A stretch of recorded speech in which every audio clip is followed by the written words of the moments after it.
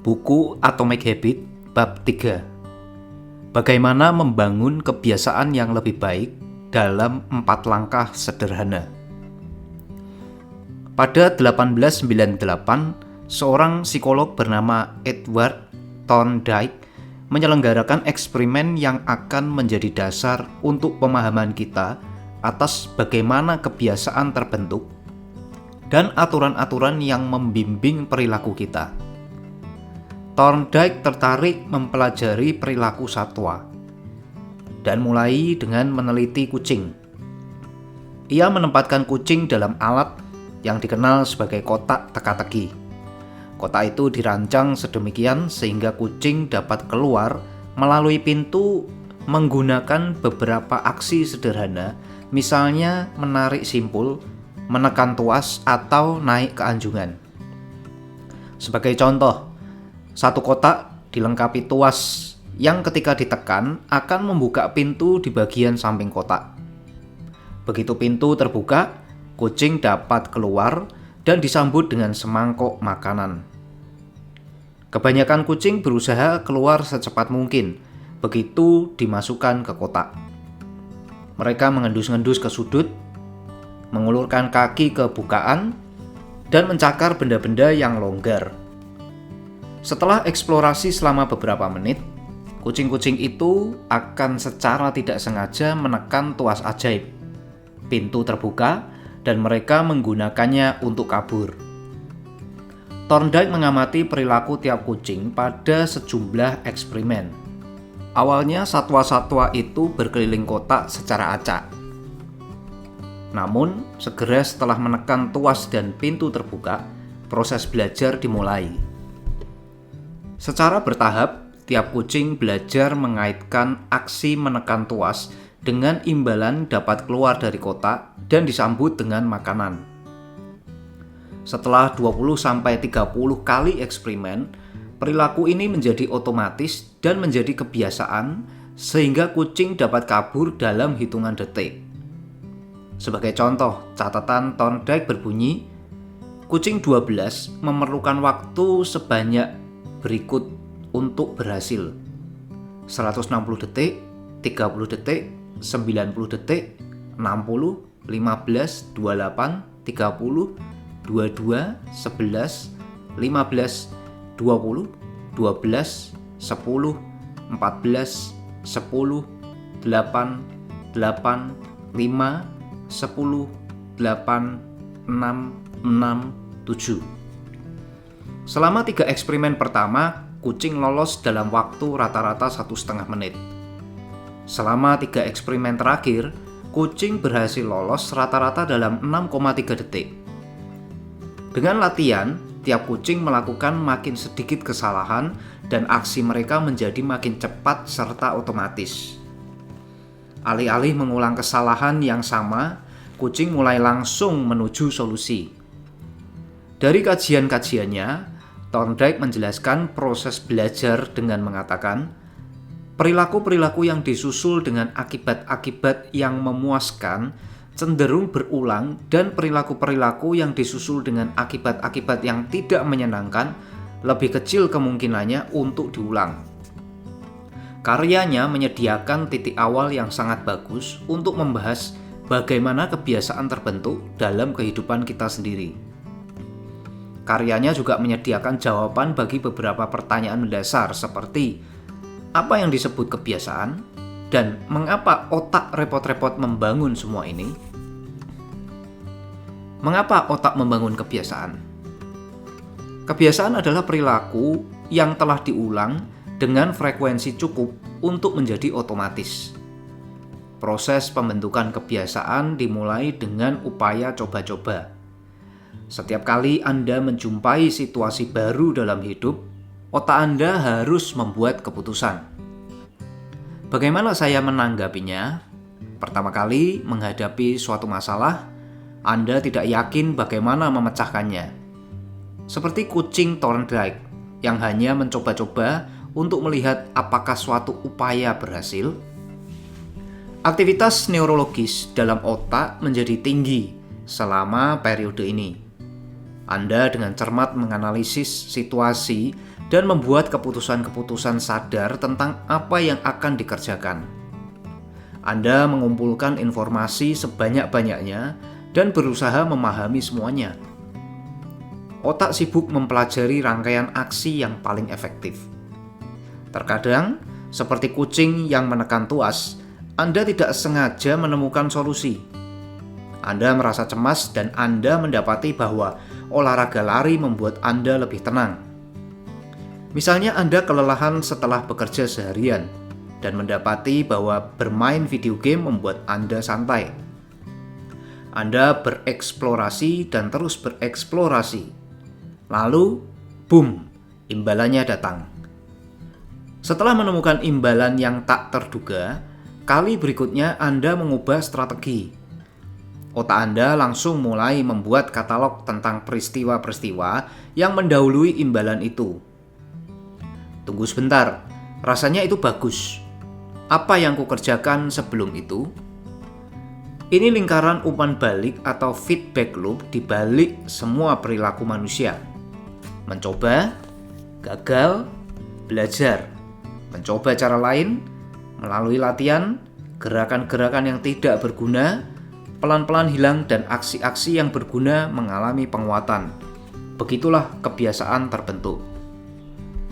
Setiap kali Anda menghadapi masalah yang sama, otak mulai mengotomatiskan proses pemecahannya. Kebiasaan Anda hanyalah serangkaian solusi otomatis yang memecahkan masalah dan stres yang secara rutin Anda hadapi.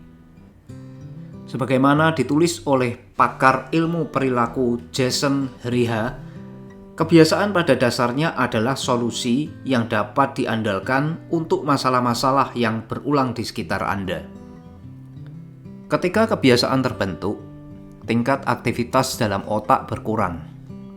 Anda belajar mengunci petunjuk-petunjuk yang meramalkan kesuksesan dan menyelaraskan semua hal lain.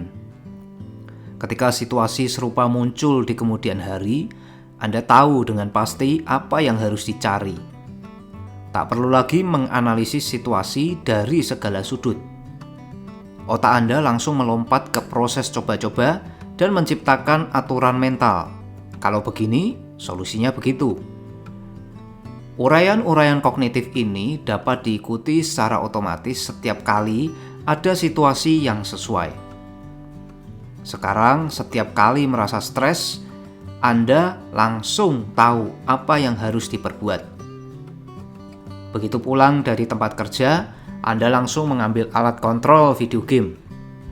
Pilihan yang awalnya memerlukan usaha, sekarang menjadi otomatis. Kebiasaan telah terbentuk. Kebiasaan adalah jalan pintas mental yang dipelajari dari pengalaman. Boleh dibilang, kebiasaan hanyalah memori tentang langkah-langkah yang pernah Anda ambil untuk memecahkan masalah pada masa sebelumnya. Setiap kali kondisinya tepat, Anda dapat mengambil memori ini dan secara otomatis menerapkan solusi yang sama. Alasan utama otak mengingat masa lalu adalah untuk membuat prediksi yang lebih baik tentang apa yang bisa berhasil di masa datang. Pembentukan kebiasaan sangat berguna karena pikiran sadar adalah sumber kemacetan dalam otak. Otak hanya dapat memperhatikan masalah satu demi satu. Akibatnya, otak Anda selalu berusaha mengawetkan perhatian sadar untuk tugas apapun yang paling penting. Setiap kali dimungkinkan, pikiran sadar senang mendelegasikan tugas pada pikiran bawah sadar untuk bekerja secara otomatis. Ini tepatnya yang terjadi ketika kebiasaan terbentuk. Kebiasaan mengurangi beban kognitif dan membebaskan kapasitas mental sehingga Anda dapat mengalokasikan perhatian pada tugas-tugas lain. Meskipun efisien, sebagian orang masih penasaran dengan manfaat kebiasaan. Perdebatan mereka biasanya seperti ini. Apakah kebiasaan akan membuat hidup saya menjemukan? Saya tidak ingin mengurung diri dalam gaya hidup yang tak saya nikmati.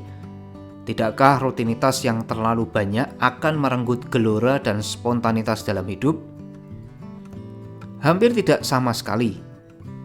Pertanyaan-pertanyaan itu muncul akibat dikotomi yang keliru. Hal itu membuat Anda berpikir tentang mana yang harus Anda pilih antara membangun kebiasaan dan meraih kebebasan. Dalam kenyataan, keduanya saling melengkapi. Kebiasaan tidak membatasi kebebasan. Kebiasaan justru menciptakannya. Dalam kenyataan, orang yang tidak mengurus kebiasaan mereka seringkali memiliki kebebasan yang paling sedikit. Tanpa kebiasaan keuangan yang baik, Anda akan selalu kerepotan mencari uang tambahan. Tanpa kebiasaan kesehatan yang baik, Anda akan selalu kurang bergairah. Tanpa kebiasaan belajar yang baik, Anda akan selalu merasa tertinggal. Bila selalu dipaksa membuat keputusan untuk tugas-tugas sederhana, kapan harus berolahraga, kemana aku harus menulis, kapan aku harus membayar tagihan, berarti Anda mempunyai jatah kebebasan yang lebih sedikit. Hanya dengan membuat hal-hal mendasar dalam hidup lebih mudah, Anda dapat menciptakan ruang mental yang diperlukan untuk berpikir bebas dan kreatif. Sebaliknya, ketika kebiasaan-kebiasaan Anda sudah mapan dan hal-hal dasar dalam hidup sudah tertangani dengan baik, pikiran Anda bebas untuk berfokus pada tantangan-tantangan baru untuk menguasai kumpulan masalah berikutnya.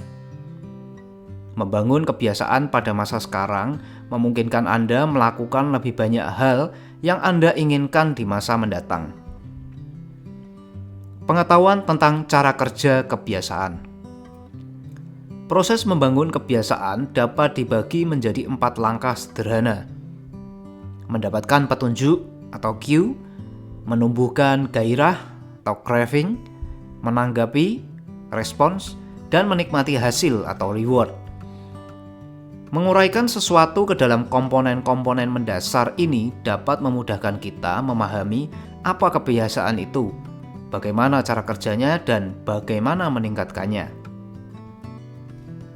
Pola 4 langkah ini merupakan tulang punggung setiap kebiasaan. Dan otak Anda melewati langkah-langkah ini dengan urutan yang sama setiap waktu. Pertama, ada petunjuk. Petunjuk itu memicu otak untuk memulai perilaku. Inilah informasi kecil yang meramalkan imbalan.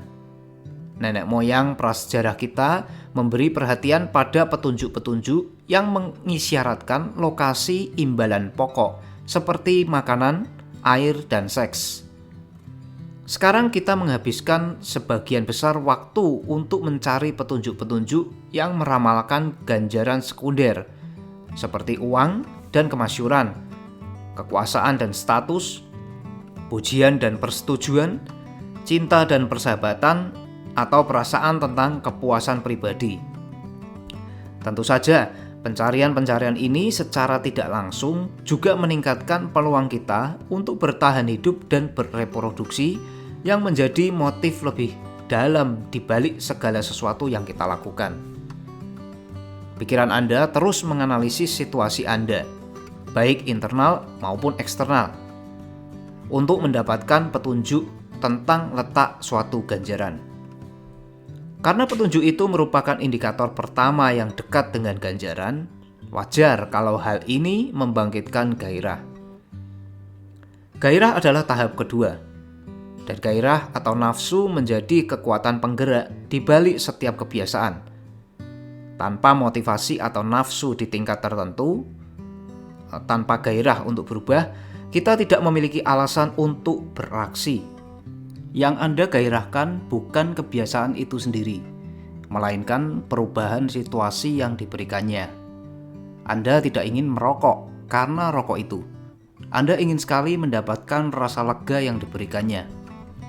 Anda bukan termotivasi oleh aksi menggosok gigi, melainkan oleh rasa nyaman ketika mulut Anda bersih. Anda bukan bergairah untuk menyalakan televisi. Anda mendambakan hiburan. Setiap gairah terkait dengan hasrat untuk mengubah situasi internal Anda.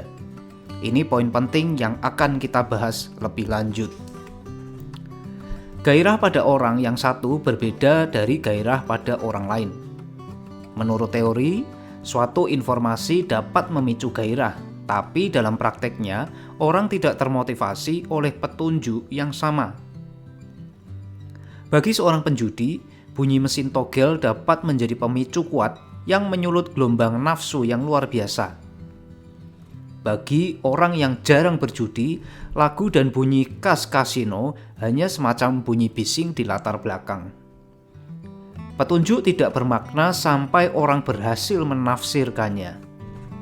Pikiran, perasaan, dan emosi, sang pengamatlah yang mengubah petunjuk menjadi gairah. Langkah ketiga adalah menanggapi. Tanggapan adalah kebiasaan sesungguhnya yang Anda lakukan, yang dapat berwujud pikiran atau aksi. Suatu tanggapan terjadi atau tak terjadi itu bergantung pada seberapa besar motivasi Anda dan seberapa besar kaitannya dengan perilaku. Jika suatu aksi memerlukan upaya fisik atau mental yang lebih besar daripada yang dapat Anda kerahkan, Anda tidak akan melakukannya. Tanggapan Anda juga bergantung pada kemampuan Anda. Kedengarannya sederhana, padahal kebiasaan dapat terjadi hanya jika Anda mampu melakukannya. Kalau ingin memasukkan bola basket tapi tidak mampu melompat cukup tinggi untuk meraih keranjang, berarti Anda tidak beruntung. Akhirnya, tanggapan menghasilkan imbalan. Ganjaran adalah sasaran akhir setiap kebiasaan. Petunjuk terkait dengan melihat imbalan. Gairah berkaitan dengan hasrat terhadap ganjaran. Tanggapan terkait dengan mendapatkan ganjaran. Kita mencari ganjaran karena ada dua hal yang dapat dipenuhi. Satu, ganjaran membuat kita puas, dan yang kedua, ganjaran mengajarkan sesuatu kepada kita. Tujuan pertama ganjaran adalah memuaskan gairah Anda. Betul, ganjaran memberikan manfaatnya sendiri. Makanan dan air mengantarkan energi yang Anda perlukan untuk bertahan hidup. Kenaikan jabatan menjadikan uang Anda lebih banyak dan Anda lebih dihormati. Tubuh lebih tegap meningkatkan kesehatan Anda dan membuat lawan jenis lebih tertarik. Namun makin langsung manfaat yang didapatkan dari suatu ganjaran, makin bergairahlah Anda dalam mencari makan, meraih status, atau membujuk seseorang. Setidaknya untuk sesaat, ganjaran mendatangkan kepuasan dan kelegaan dari gairah. Kedua, ganjaran mengajarkan kepada kita aksi-aksi mana yang patut diingat untuk masa mendatang. Otak Anda bertindak sebagai detektor ganjaran. Ketika Anda menjalani hidup, sistem saraf sensoris Anda terus memantau aksi-aksi mana yang memuaskan hasrat Anda dan memberikan kenikmatan. Perasaan nikmat dan kecewa adalah bagian dalam mekanisme umpan balik yang membantu otak membedakan aksi-aksi berguna dari aksi-aksi tak berguna. Ganjaran menutup lingkaran umpan balik dan menuntaskan lingkaran kebiasaan. Bila suatu perilaku tidak memadai dalam bagian manapun dari 4 babak ini, perilaku itu tidak akan menjadi kebiasaan. Hilangkan petunjuk, maka kebiasaan Anda tidak akan pernah dimulai. Hilangkan gairah, maka Anda tidak akan mengalami motivasi yang cukup untuk bertindak. Buat perilaku menjadi sulit, maka Anda tidak akan mampu melakukannya. Dan bila ganjaran gagal memuaskan hasrat, Anda tidak akan mempunyai alasan untuk melakukan lagi di masa mendatang. Tanpa 3 langkah. Pertama, perilaku tidak akan terjadi. Kalau tidak keempatnya, perilaku tidak akan terulang. Untuk ringkasnya, petunjuk memicu gairah yang memotivasi tanggapan, yang mengantar ke ganjaran, yang memuaskan gairah, dan akhirnya terkait lagi dengan petunjuk. Bersama-sama keempat langkah ini membentuk lingkaran umpan balik neurologis: petunjuk, gairah, tanggapan, ganjaran. Petunjuk, gairah, tanggapan, ganjaran, yang akhirnya memungkinkan Anda menciptakan kebiasaan yang otomatis. Siklus ini dikenal dengan lingkaran kebiasaan. Proses 4 langkah ini bukan sesuatu yang terjadi sekali, melainkan lingkaran umpan balik tak berujung yang terus berjalan dan aktif setiap saat selama hidup, termasuk saat ini. Otak terus memantau lingkungan sekitar, meramalkan apa yang akan terjadi kemudian, mencoba membuat tanggapan-tanggapan berbeda, dan belajar dari hasil. Seluruh proses selesai dalam sepersekian detik, dan kita menggunakannya berulang-ulang tanpa menyadari semua yang telah dikemas dalam kegiatan terdahulu. Kita bisa membagi 4 tahap ini menjadi 2 fase. Fase masalah dan fase solusi. Fase masalah terdiri atas petunjuk dan gairah. Dan ini terjadi ketika Anda sadar ada sesuatu yang perlu berubah. Fase solusi terdiri atas tanggapan dan ganjaran, yaitu ketika Anda beraksi dan meraih perubahan yang Anda dambakan. Semua perilaku digerakkan oleh gairah untuk memecahkan masalah. Terkadang masalah yang Anda lihat adalah sesuatu yang baik dan Anda ingin mendapatkannya. Terkadang masalah itu adalah rasa nyeri yang Anda alami dan Anda ingin membebaskannya dari dirinya. Manapun yang Anda alami, tujuan setiap kebiasaan adalah memecahkan masalah yang Anda hadapi. Dalam tabel di halaman mendatang, Anda dapat melihat beberapa contoh seperti apa kelihatannya dalam dunia nyata. Bayangkan Anda sedang berjalan memasuki ruangan yang gelap dan langsung menuju saklar. Anda telah begitu sering menjalankan kebiasaan sederhana ini, sehingga hal itu terjadi tanpa dipikir. Anda menjalankan 4 tahap ini dalam sepersekian detik. Dorongan untuk beraksi terjadi tanpa Anda pikirkan. Ketika menjadi dewasa, kita jarang memperhatikan kebiasaan-kebiasaan yang berjalan dalam hidup kita. Kebanyakan kita tidak pernah berpikir 2 kali tentang kenyataan bahwa kita menyimpul tali sepatu dulu setiap pagi, atau melepas kabel pemanggang roti setelah menggunakannya, atau selalu berganti baju yang lebih nyaman segera setelah tiba di rumah dari tempat kerja. Setelah puluhan tahun mental kita terprogram, kita secara otomatis masuk ke pola pikiran dan bertindak ini. 4 kaidah perubahan perilaku. Dalam bab-bab mendatang, kita akan melihat sekali lagi bagaimana 4 tahap petunjuk, gairah, tanggapan, dan ganjaran berpengaruh pada hampir segala sesuatu yang kita kerjakan tiap hari. Namun sebelum menjalankannya, kita perlu mengubah 4 tahap ini menjadi kerangka kerja praktis yang dapat kita gunakan untuk merancang kebiasaan-kebiasaan baik dan menghilangkan kebiasaan-kebiasaan buruk.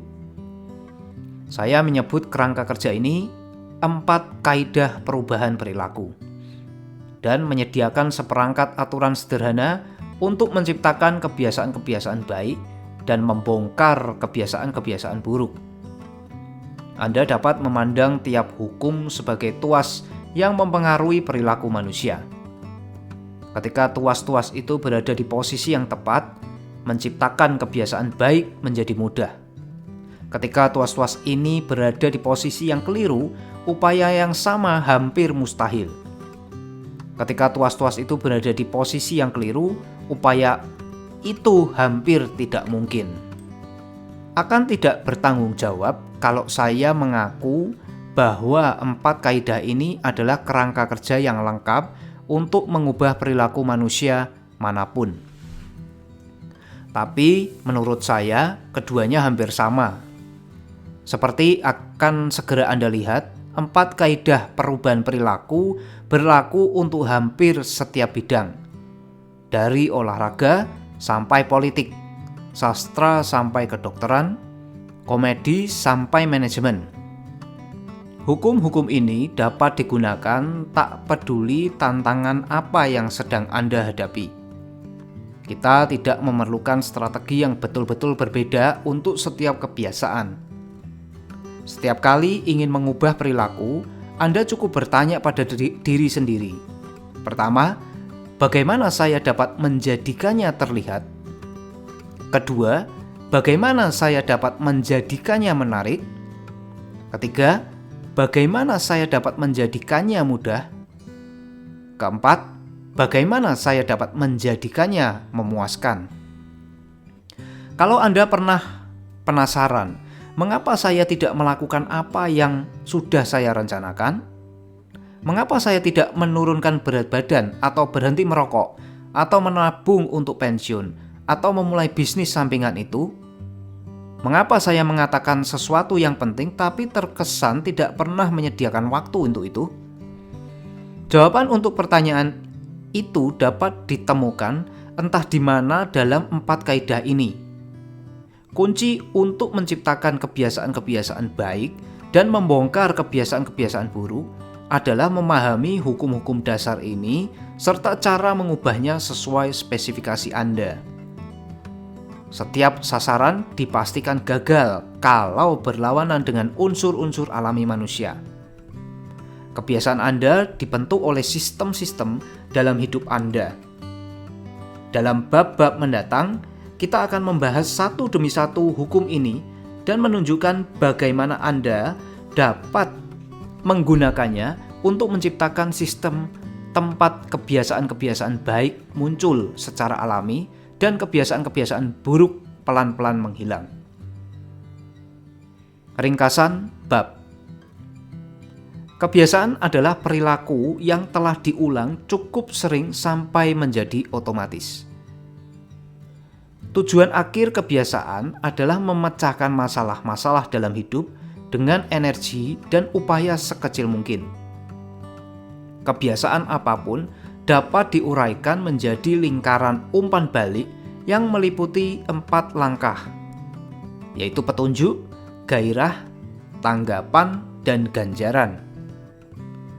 4 kaidah perubahan perilaku adalah seperangkat aturan sederhana yang dapat digunakan untuk membangun kebiasaan-kebiasaan lebih baik. Hal itu, yang pertama, menjadikannya terlihat. Kedua, menjadikannya menarik. Yang ketiga, menjadikannya mudah. Dan keempat, menjadikannya memuaskan.